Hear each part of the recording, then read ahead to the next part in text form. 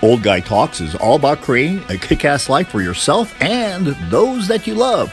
Don't wait. Don't hesitate. Don't procrastinate. Opt in now. Can be dangerous.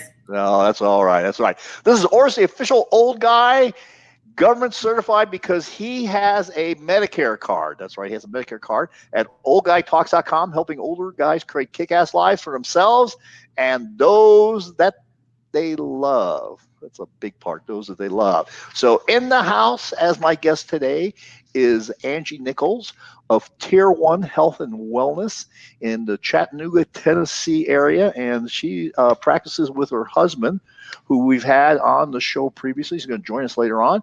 And let me tell you, this is a very, very impressive bio. She has a bachelor's of science in nursing. Has been doing that for over 25 years. And in 2015, Angie became a member of an elite group of practitioners certified in advanced bioidentical hormone replacement therapy, which is what we're going to be talking about today. Lectures extensively on the subject. She's a recognized expert in the field, and she shares her passion with her husband, Keith, who they created a Tier 1 out of a one-room deal into a major facility now these days. And she practices cutting-edge preventative medicine and very, very knowledgeable in the whole field of bioidentical hormones, especially when it comes to pre, peri, and postmenopausal women. But before we get to my first question, I have to read my disclaimer. And Sue, the IP lawyer, this is not the way she would have written it, but she says this will work. This is information only. Consult with an appropriate professional before starting any program. Do not be stupid. You are responsible for your own shit. The old guy's a capitalist, not a socialist weasel. If he's promoting something, he expects to be compensated. You can rest assured that the old guy only promotes stuff he uses, and we are all different, so we're all going to have different results. How's that? Very good. I like that. All right. Yeah. Yeah.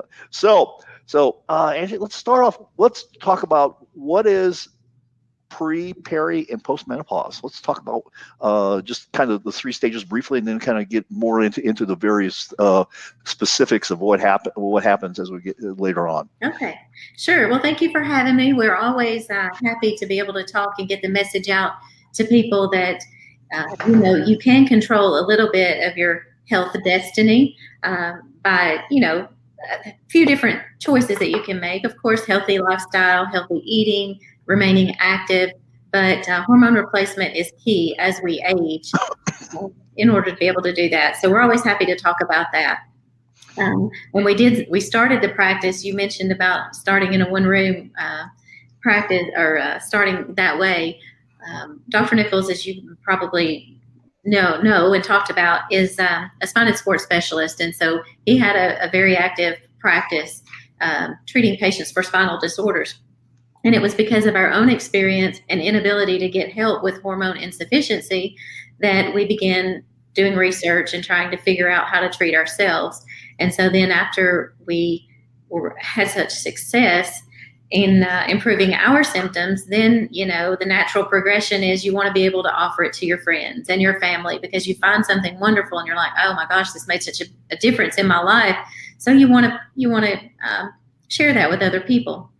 So then it just began to evolve from there because as we had initially intended on only helping out friends and family, then they started wanting to bring their friends and family, and then those friends wanted to bring their friends. And so it has grown into what it is today.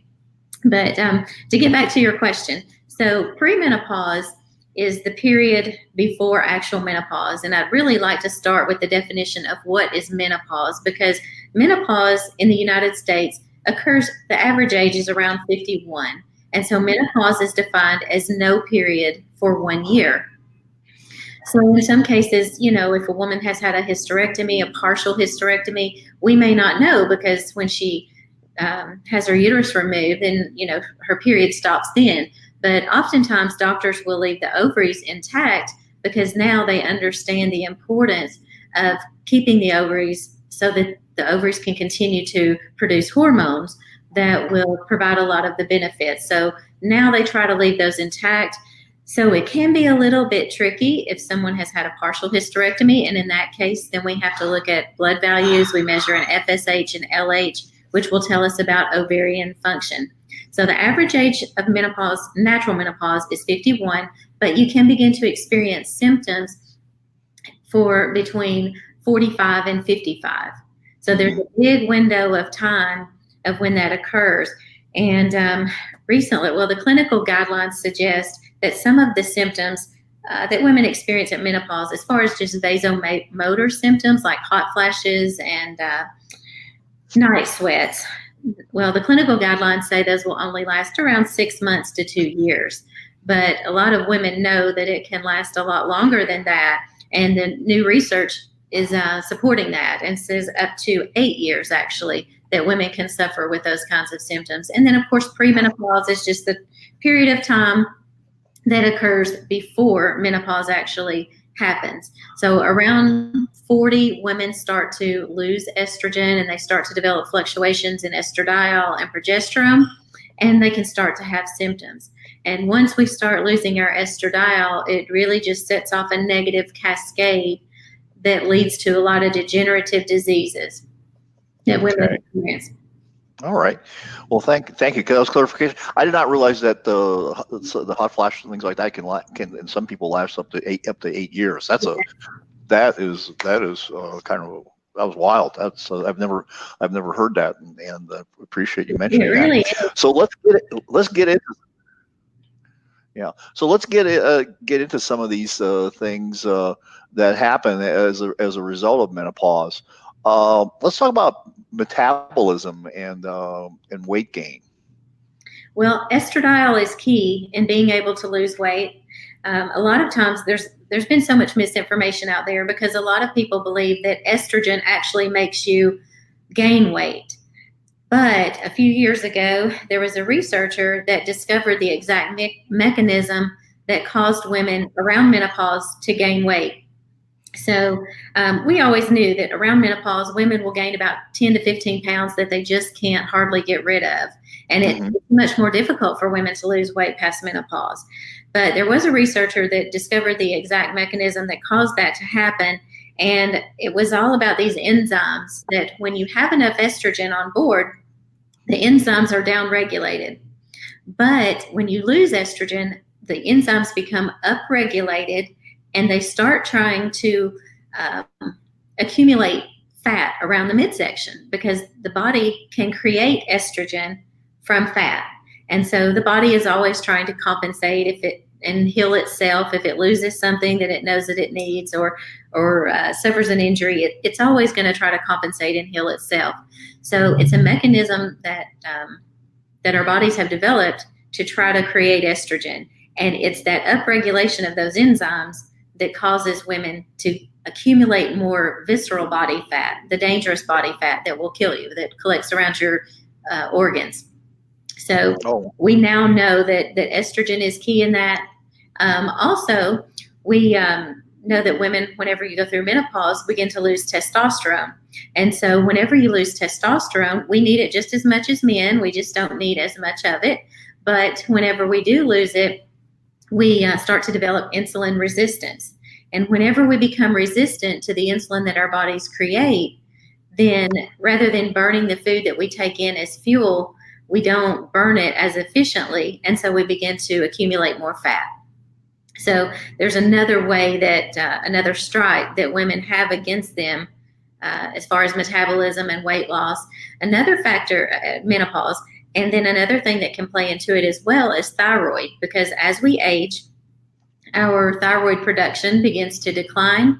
And when the thyroid production goes down, so our metabolism slows, and that has a negative effect as well. Wow, that was Angie. I got to tell you, that was a great explanation. I can see why you guys have such a successful practice. That was sometimes when we listen to some of these, and I don't want to break this, but sometimes when we listen to some of these podcasts, especially if you get real experts on, like Jay,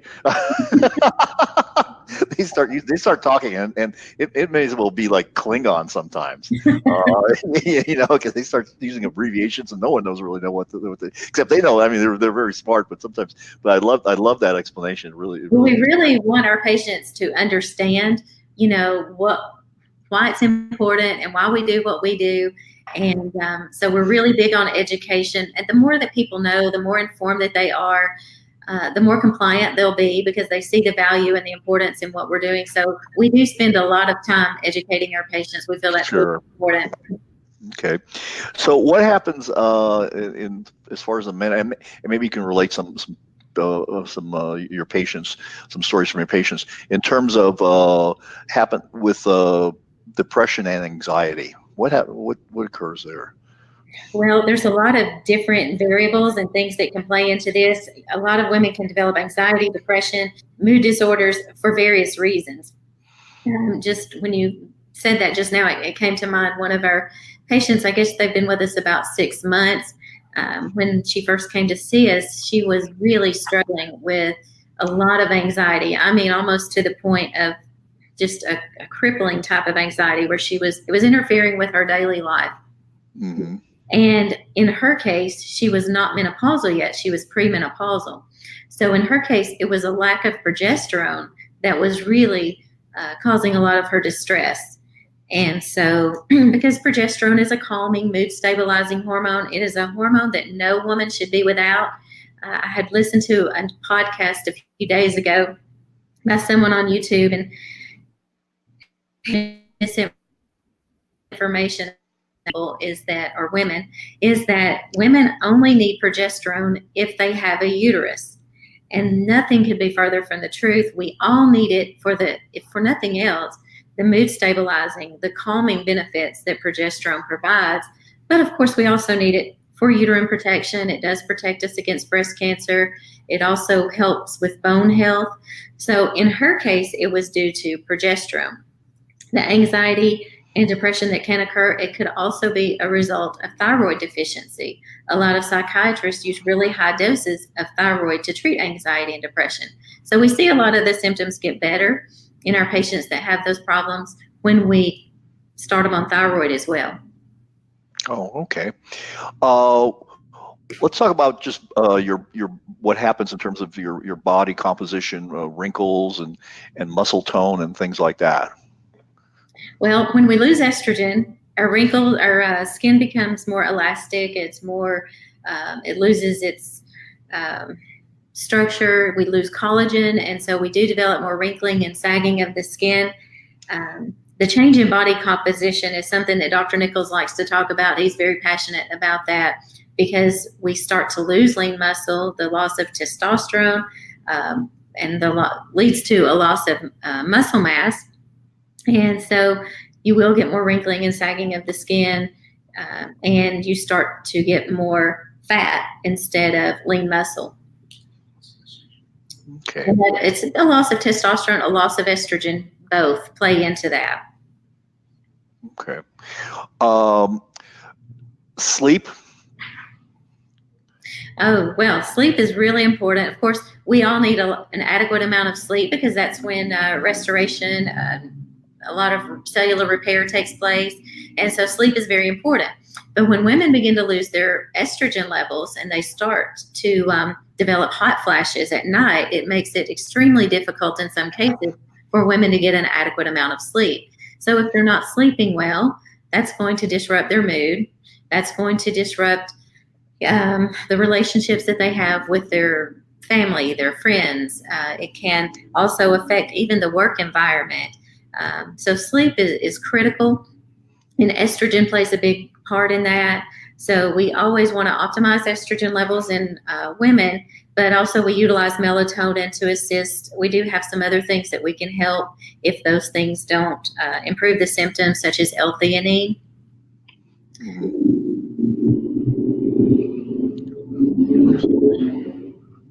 I'm sorry, what was the last thing you said? L-theanine, we can utilize L-theanine if we don't get adequate results with optimizing all of the hormones. And sometimes it can be even testosterone. So women, as I mentioned when we first started, are very complicated, And we have to have all of the hormones working in our favor to get the best result. And a lot of times the symptoms of some of the hormones can overlap. So sometimes it's difficult to know, is it a lack of estrogen causing it? Is it a lack of testosterone? What exactly is going on here? So we have to look at the big picture. And that's why it's so important for women to work with practitioners that are knowledgeable in these areas and specialize in HRT, and especially with women, because it requires a lot of time and patience and knowledge to be able to provide or to obtain adequate optimization for women. Okay. Let's talk about energy levels and tiredness that happens in menopause. Sure. Again, whenever women lose their thyroid, that's going to immediately begin with to cause some fatigue. Thyroid controls basically 200 different things in the body. And so thyroid is going to be key for metabolism, temperature regulation, mood, immune function. And so I would say in women, probably thyroid is going to be the most important thing as far as reducing the fatigue.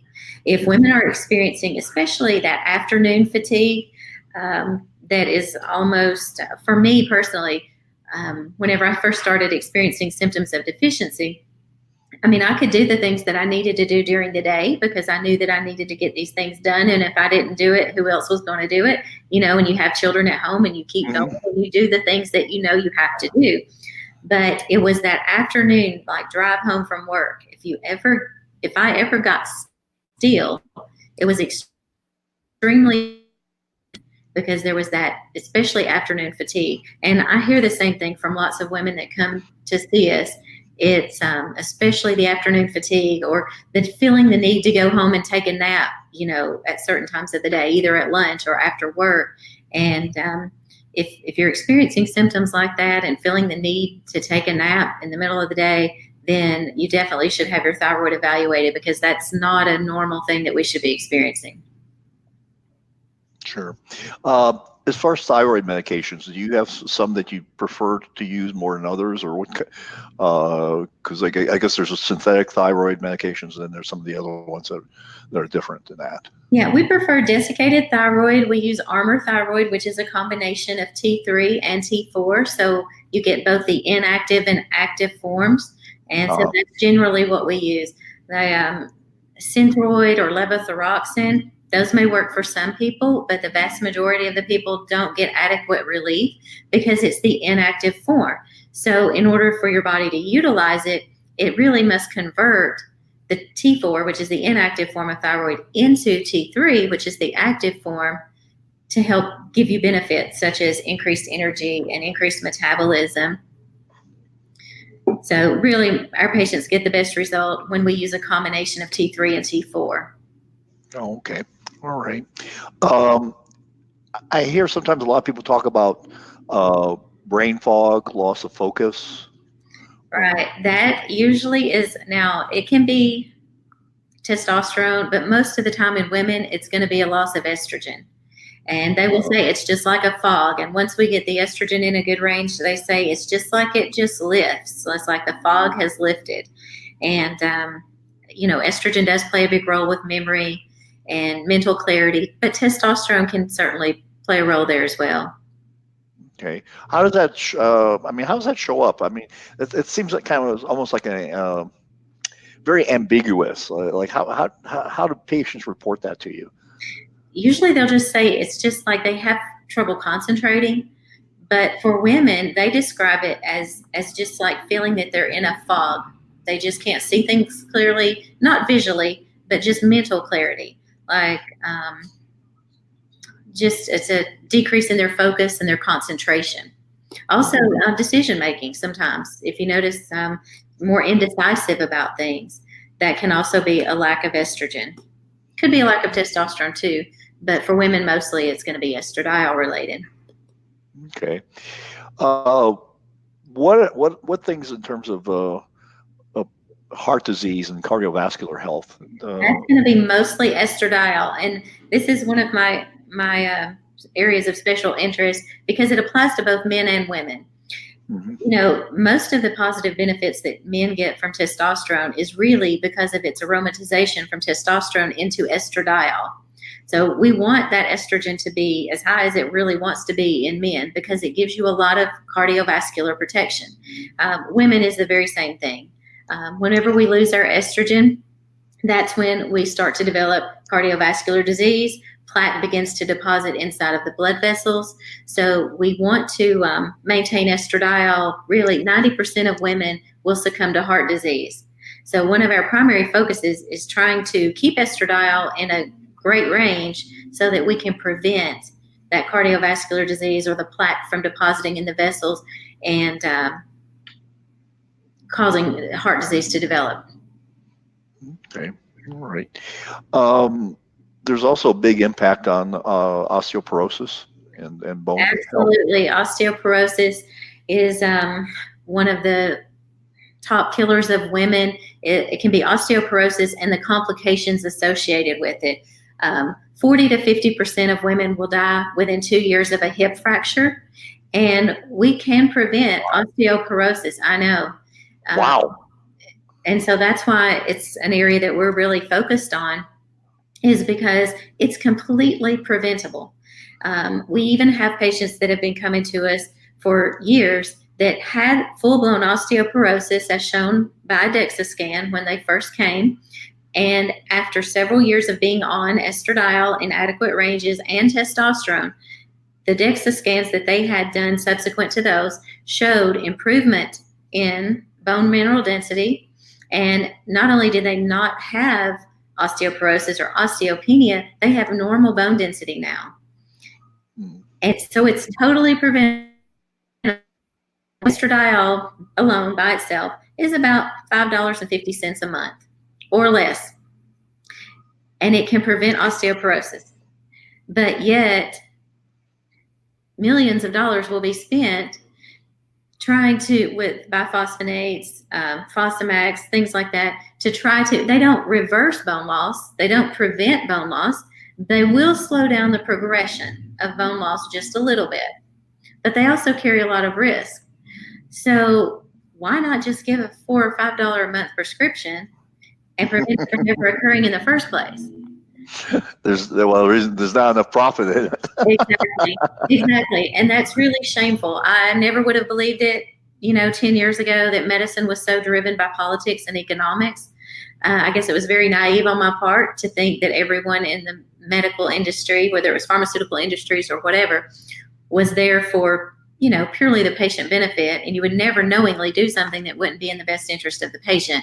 But clearly we see that's not the case. And I mean, we see it with statin drugs, and we also see it in women with osteoporosis. Yeah. That statistics that you mentioned about the relationship between death and a broken hip is actually pretty amazing. That is. It really is. But, when we lose our estrogen, it also causes our static balance to be off. So we're more likely to fall. And then because when we lose estrogen, the bones become weak and brittle. If we do fall, then we're more likely to break something. And then if you think about women that break their hips and then they end up going to a nursing home for rehab, then once you're in a nursing home, you become, much less mobile, which you're then more likely to develop pneumonia, or being in that environment, more likely to develop urinary tract infections that, can become systemic and get into your blood. And so it's the complications that all go along with it that makes it one of the top killers of women. Yeah, that's a very interesting statistic. Now, there's also loss of libido. Sexual desire too occurs. Right. And part of that is going to be the vasomotor symptoms because of a loss of estrogen, because whenever you lose estrogen, you will start to develop vaginal dryness. So if they do attempt sex, it's going to be painful. Mm-hmm. So they're going to avoid it oftentimes because of that reason. They don't want, to experience pain. But then also the loss of testosterone will negatively affect drive. So you need both of those hormones working together for, maximum sexual function. hmm Yeah. Now, urinary incontinence also a factor. And Right. I don't, that's the thing is that a lot of men don't really understand how significant of a problem urinary incontinence is in women, Right. and it's actually a huge issue.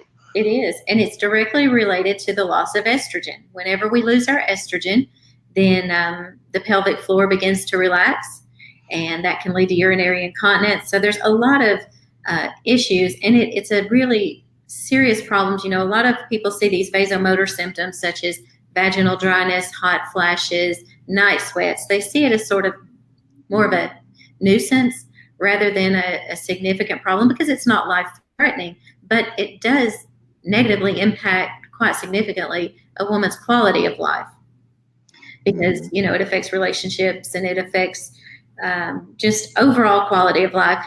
There was an Australian study that was done recently that was measuring the prevalence of vasomotor symptoms.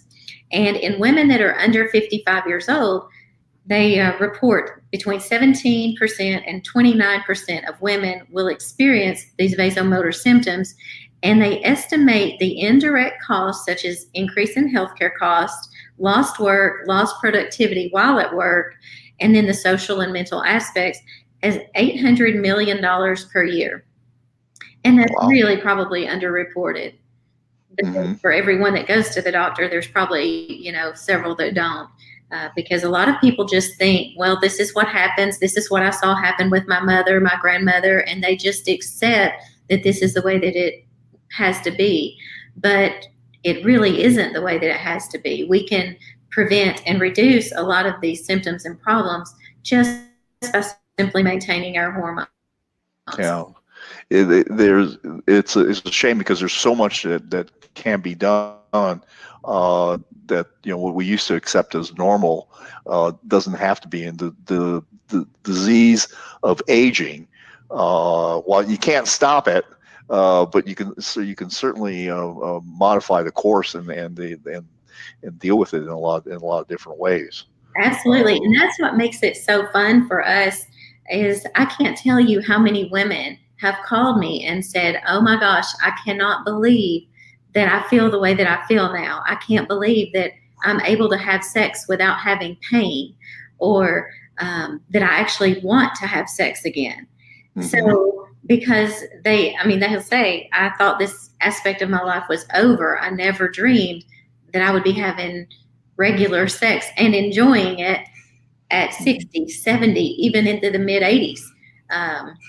And so, you know, that's what it's all about. It's about a quality of life, and we don't have to settle for being tired, being depressed, being irritable, not having a sexual relationship with our spouse or significant other.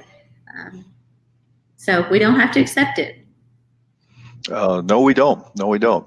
So, when a woman comes to your office,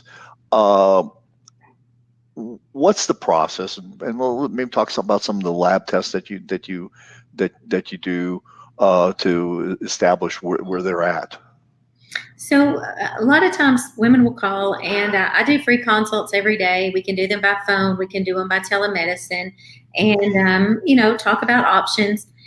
And then if they decide they want to go further beyond that down the road, then we will order lab tests. And on the lab test, it depends on where they are in the reproductive status. Are they premenopausal, postmenopausal? What are their goals? Are they interested in becoming pregnant at some point in the future?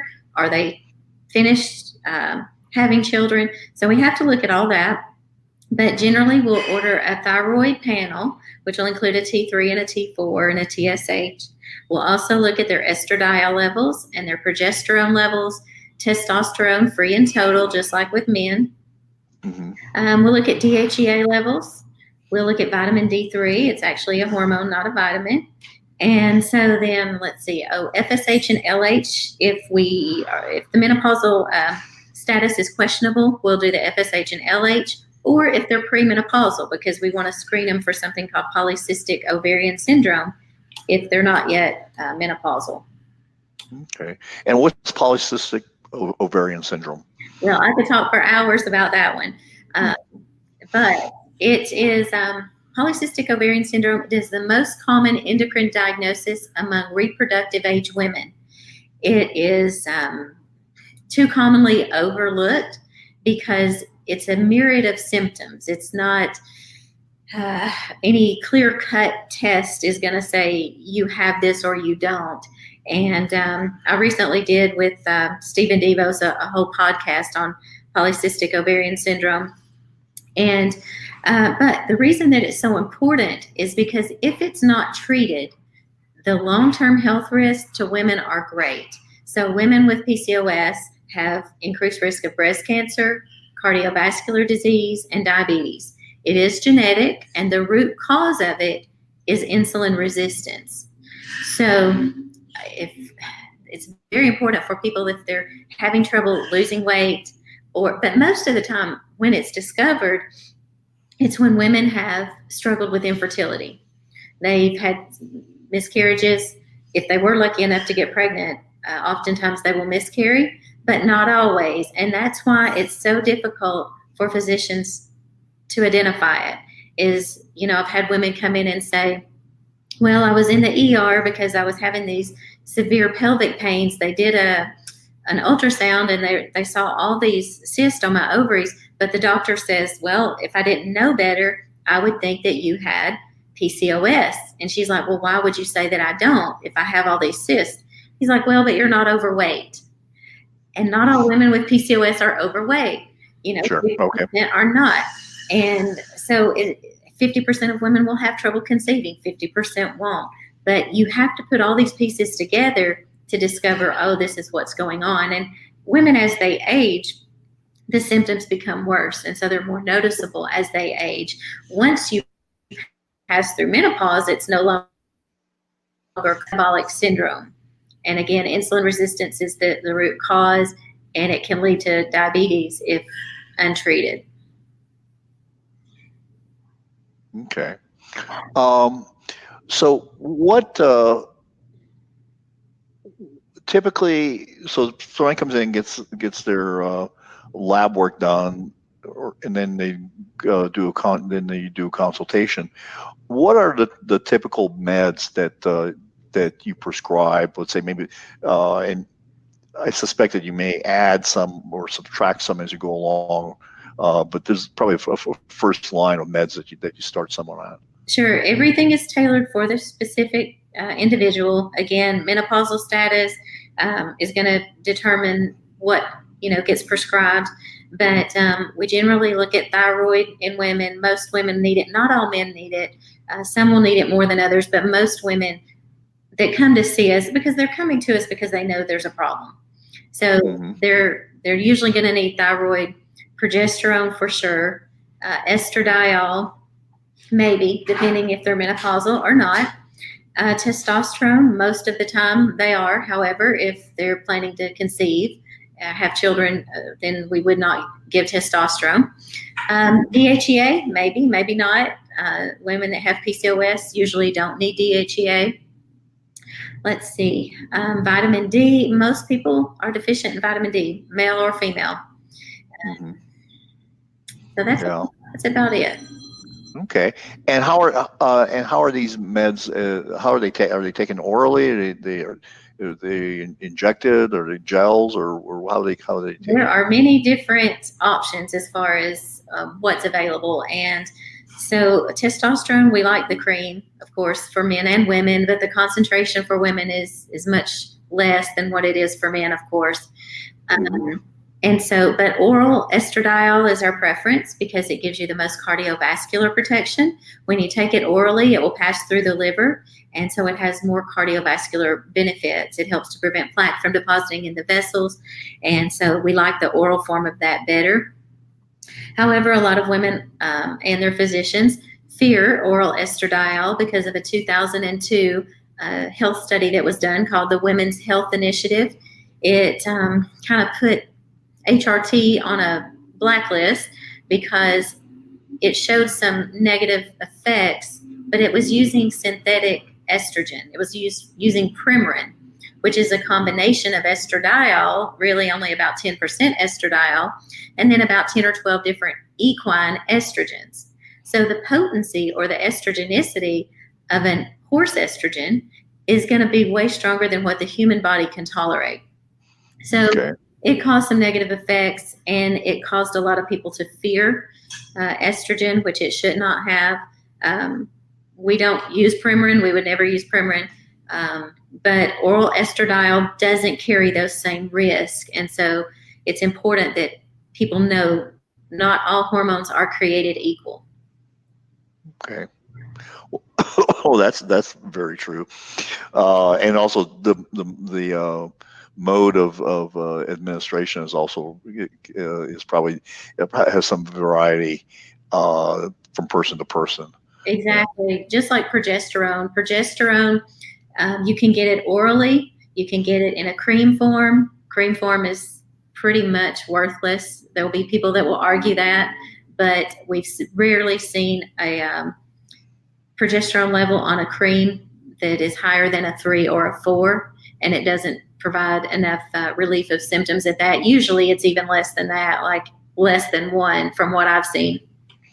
But the best way to get progesterone is a sublingual troche that's placed under your tongue. It dissolves, works beautifully, raises levels very well.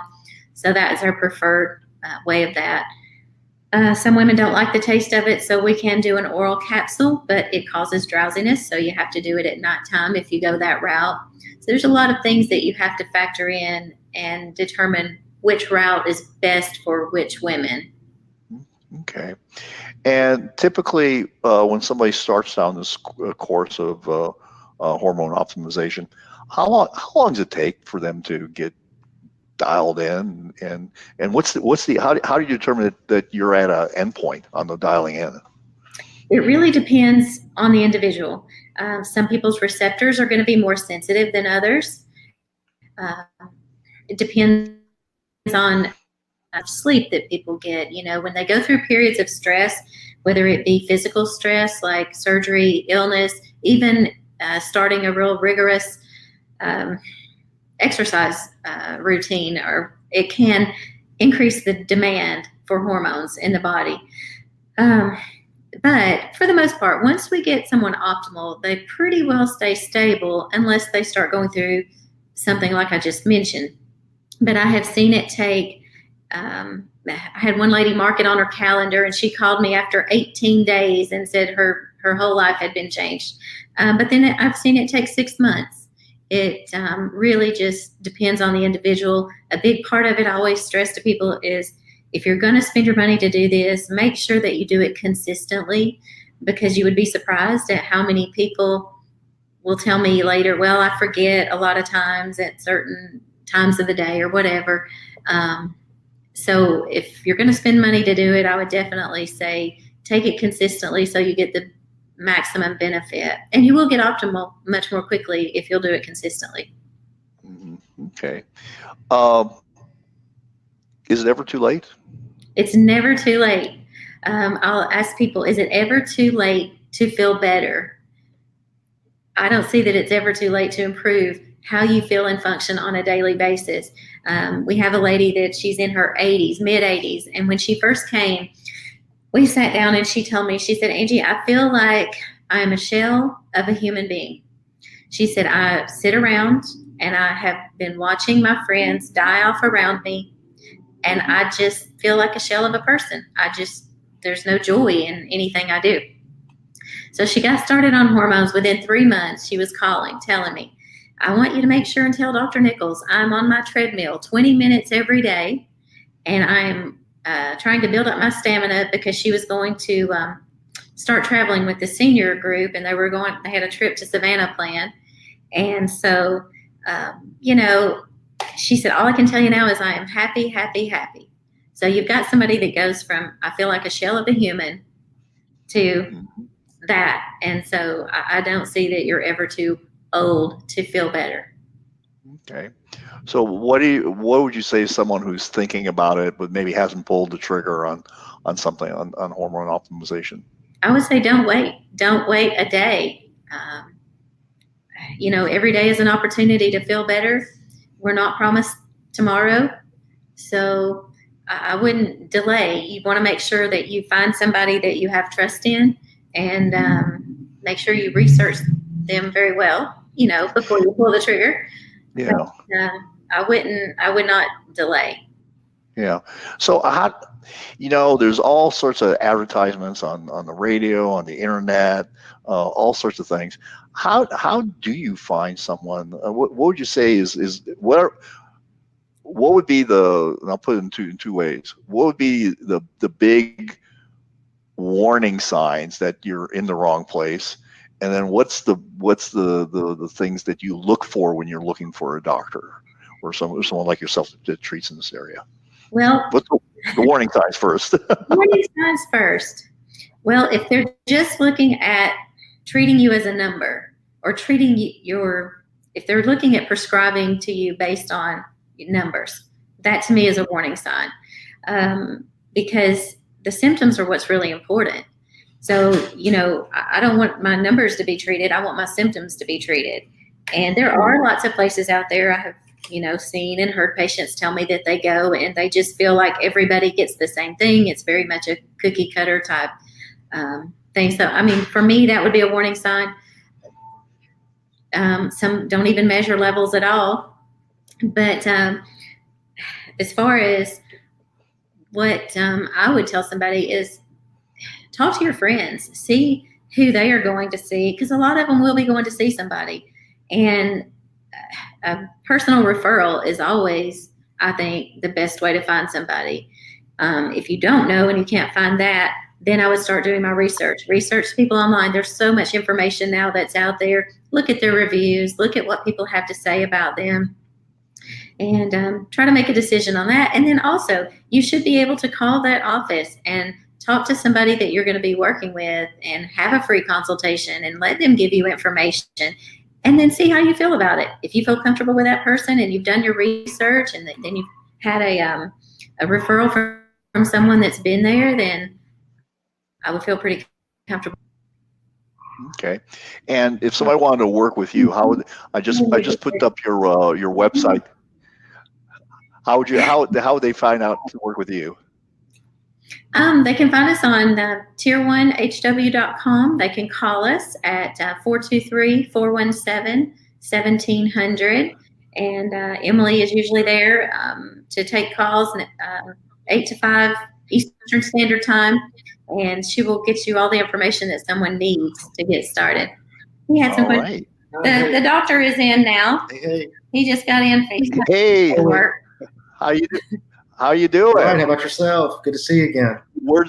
Good to see you. We're doing great. We just had a great discussion about hormone optimization for women, and it was very, very enlightening. I think it's something that a lot of I'll say that it's something that definitely a lot of older guys or men don't know about it, and I'm not so sure that a lot of women, even though they're maybe going through the changes, understand all the ramifications. They don't, and then that's unfortunate, because with barring any contraindications, 100% of women will need hormones at some point in time if they reach menopause. If they live long enough to get through menopause, they all need it. It is endocrine failure.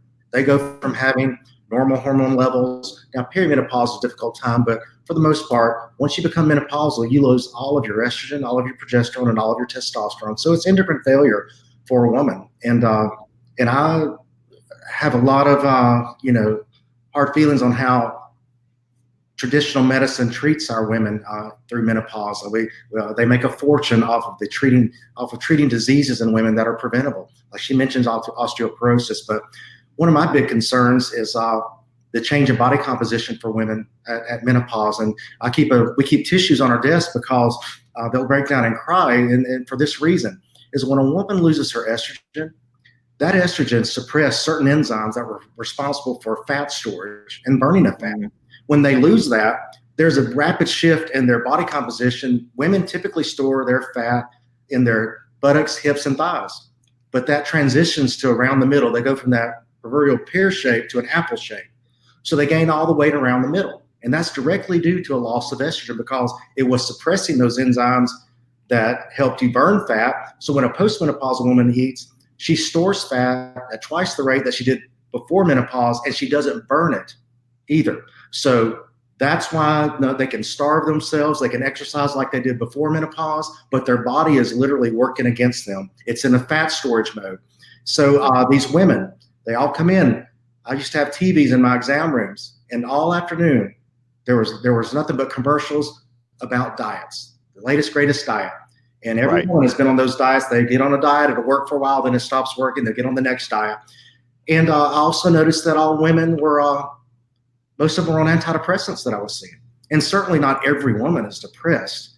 Well, if you gained weight and you tried every diet and it stopped working, you literally gave up and you didn't have the energy to do anything, you're going to get treated for depression by your family physician, but it's really a loss of hormones. And when you tell these women that, look, this weight gain that you're having, this change is not your fault. If you're doing everything that you can do, your body's working against you. And they'll literally say, finally, I have some to validate what I've been trying to tell my husband and my family, that I can't help it, that this is happening to me and it's beyond my control no matter how much I diet and exercise, and it's all true. And what I was leading at is all those commercials are directed at women. Billions of dollars are spent on diets that don't work. Sure. Yeah, and it's just people don't realize how much their metabolism changes, and they're really just fighting an uphill battle. It's unwinnable. But what's so sickening as a physician is that it's all preventable. And what's even more sickening is I was one of those doctors. I was one of those doctors in the past that thought that everyone should move more, eat less. That's what we're told to tell people. Mm-hmm. You just get up and move, but whenever you can't get up and move, whenever you don't have the energy, and when you do, nothing happens, it's just a recipe for disaster, and it causes anyone to become depressed. Yeah, you just give up, and then you just give up. Then it just gets worse and worse. That's right. Exactly. That's right. All right. Yeah. So that's like I said, it's an interesting time, and especially the I think the failure of traditional medicine too is a factor here, because you're right, they just treat symptoms, and there's a lot of money in treating symptoms. What area? There's a lot of money being made. It's a failure on our end. It's a failure on our end. The people, we're the ones that's suffering, but they need consumers. And I try to tell patients all the time, don't be a consumer. Prevent yourself from being a consumer of the medical system. Maintain your health. Mm-hmm. Yeah, there's so many things to do. All right. Well, I want to thank you. I want to thank you for being on the program here and talking about this, because this is a topic that most people don't want to talk about. Right. They're uncomfortable. They're embarrassed, and it's just. But it's a discussion that needs to be had. It's true. Absolutely. It's true. We'll get the word out there. Save these women. Well, we're doing that. We're going to do it. So this is Oris, the old guy from www.oldguytalks.com. Remember, it's all about creating a kick-ass life for yourself and those that you love. If you are interested in creating a kick-ass life for yourself and those that you love, then become a member at oldguytalks.com and get access to the cave area, where not only do I have my interviews with doctors on cutting-edge therapies for erectile dysfunction, but I will have other things that are posted in there that will help you create that kick-ass life that you want for yourself and others. And we're going to be talking a lot about different kinds of vices and virtues. So opt in and become a member